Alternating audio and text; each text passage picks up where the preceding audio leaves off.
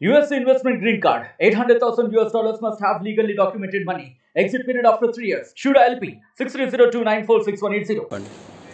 ఇక్కడ ఎంతోమంది మహాత్ములు నడయాడారు. మేము చిన్నపిల్లలుగా ఉన్నప్పుడు దశరథ్ మహారాజ్ గారు అనే వ్యక్తి ఆ గంగా తీరంలో వారు ఒక చిన్న గుడిసె వేసుకొని అక్కడ సూర్యేశ్వర ఆలయంలో పూజలు అవి నిర్వహించేవారు. అక్కడ వెళ్ళిన భక్తులకి రాత్రిపూట లైట్లు లేని సమయంలో కూడా అక్కడ గంగ దగ్గర స్నానాలు చేయాలంటే కుక్కల ద్వారా అలాగే వివిధ పరిస్థితుల ద్వారా భయపడ్డ వ్యక్తి అక్కడ ఒకరు ఉన్నారు అనే ధైర్యం వచ్చింది.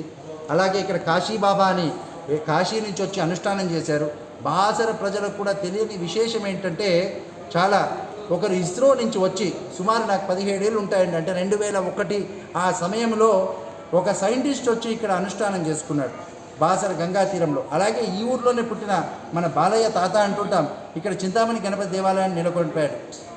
ఎంతోమంది మహాత్ములు బాసరా క్షేత్రానికి వచ్చి అమ్మ మహాత్యాన్ని చూరకొని 10 మందికి తెలియజేశారు, కానీ అమ్మనే మరిపించి మేమే అమ్మలమని ఏ రోజు చెప్పుకోలేదు. అనుష్ఠాన పరిషత్ తెలంగాణ రాష్ట్రం వాళ్ళు ఈరోజే ఇప్పుడు ఒక రిప్రజెంటేషన్ ఇచ్చారు. అంటే వాళ్ళు ఈ గంగా హారతి ప్రైవేట్ వ్యక్తులు చేస్తున్నారు, తర్వాత ఈ నాలుకపై బీజాక్షరాలు రాస్తున్నారనే విషయమై వాళ్ళు ఈరోజు ఒక రిప్రజెంటేషన్ ఇచ్చారు.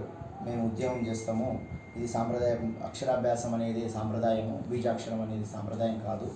ఇక్కడ క్షేత్ర సాంప్రదాయం ఎలా ఉందో అది అలానే చేయండి, వేరే రకంగా ఇది వెళ్తుంది, భక్తులు కూడా ఆయోమయంలో పడతారు, కాబట్టి దీని మీద చర్య తీసుకోండి అని అన్నారు. ఆల్రెడీ మేము ఒక 3 రోజుల నుంచి పేపర్లో వస్తున్న విషయమే మేము కూడా బీజాక్షరాల మీద వారికి ఎవరైతే వేద పాఠశాల వాళ్ళు నిర్వహిస్తున్నారో వారికి కూడా మేము లెటర్ ఇవ్వడం జరిగింది.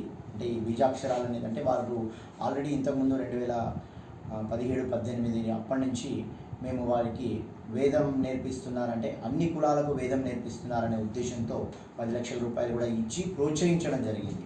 అంటే వేదాన్ని అందరికీ అందాలనే ఉద్దేశంలో ప్రోత్సహించడం జరిగింది.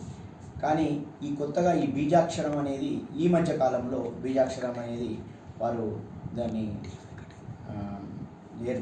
కొత్తగా చేస్తున్నారు. దానికి మా అర్చక స్వాములు వాళ్ళందరూ కూడా అభ్యంతరం తెలుపుతున్నారు. దాని మీద మేము ఒక లెటర్ ఇవ్వడం జరిగింది, దానికి రిప్లై రాలేదు ఇంకా. ఇది నేను పై అధికారుల దృష్టికి కూడా తీసుకెళ్తాను.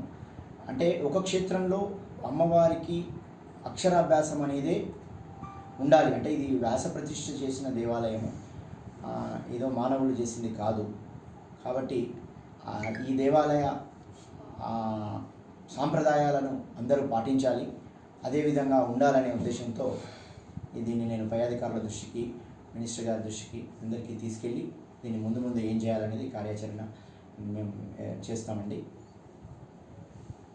మరిన్ని వీడియోస్ కోసం ఛానల్ ని సబ్స్క్రైబ్ చేయండి, లేటెస్ట్ అప్డేట్స్ కోసం వాట్సాప్ ఛానల్ ని ఫాలో చేయండి, అండ్ లింక్ డిస్క్రిప్షన్ లో ఉంది.